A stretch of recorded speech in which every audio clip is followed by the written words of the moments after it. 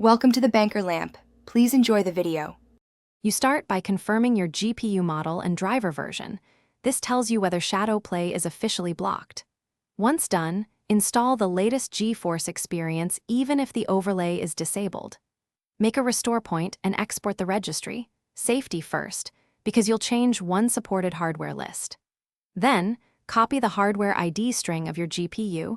You'll need that exact identifier for the next step. This preparation prevents bricked settings and makes reverting trivial if anything fails. Now you edit the support list so GeForce Experience recognizes your card. You'll open Regedit as administrator and navigate to the GeForce Experience key that contains supported GPU ID, then append your hardware ID exactly, no extra characters. Once saved, restart NVIDIA services and then GeForce Experience. That forces it to reload the list. If the overlay appears, enable in-game overlay and test with a short recording. If it fails, don't panic. You can undo the registry change quickly from the backup. Finally, enable the in-game overlay and set your recording profile. Choose resolution and frame rate appropriate for your system, and pick a bitrate that avoids dropped frames.